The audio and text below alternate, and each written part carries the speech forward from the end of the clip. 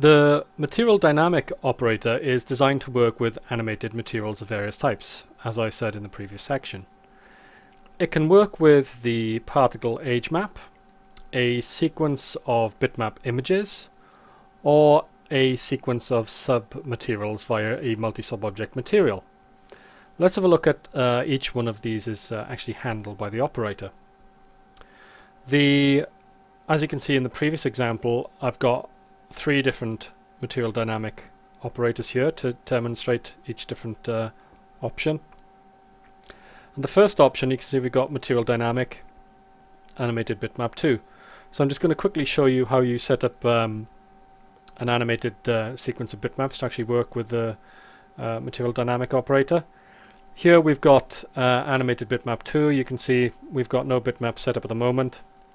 I've just got this material to be set up as self-luminous, so we don't have to bother with lights at render time. Just going to pick diffuse color, add a bitmap to it, and you can see it's automatically gone to the file navigation window. I've previously navigated down to these files that I want to use on E render particle flow scripted lights. Select the first file in the sequence. You can see they're all just numbered sequentially. Make sure sequence is turned on so it actually works out the sequence for you. It'll automatically create this IFL file for you and then use that instead of the sequence. I'll just OK that.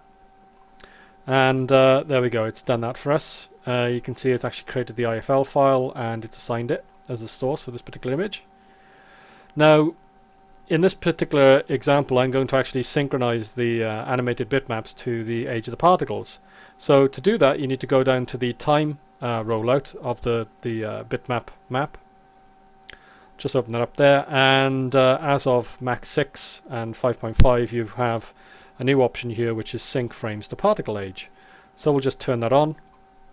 There's a slight pause while Max works that out normally, and then we want to assign that to the material. I've already done that, but if I was going to do it, I would just drag it across, say instance, OK, and that's done.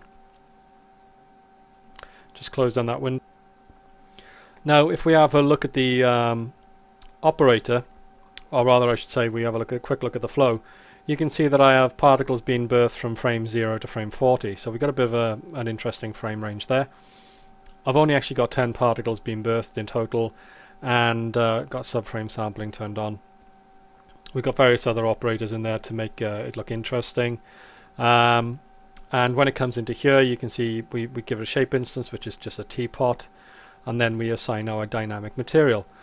So if I just do a render of this, you can see the teapots are appearing, and when they appear, they have this this material that fades in. You can see if you load up the sequence, which is actually supplied with this DVD, you'll see it starts off quite dark, and then it fades up into a bright purple light, and then as the animation goes on, the lights dim down, and I think they go bluer.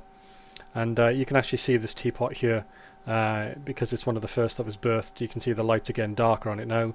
They're going down into bluey greens, and yeah, you can see it's fading out, going down into yellows, going down into reds, and it's just fading away. And you can see these new teapots which have been birthed recently there, the bitmaps are actually all synchronized up with them. So that's the most basic functionality of the material dynamic operator. You'll use this a lot of the time when you want your animated bitmaps to synchronize up with the age of particles, which is a very common desire for lots of effects. As I mentioned earlier in this DVD, the fire effects on the Balrog in Lord of the Rings was a classic example of using facing particles and then using a material dynamic with nicely filmed flame elements, and then these were all synchronized up with the birth of the flames, and they basically die out when the particle dies out. So there we go, that's how you actually synchronize that up in Max. And particle flow. And the next option along those lines is we'll turn off this option here and we'll turn on animated age map.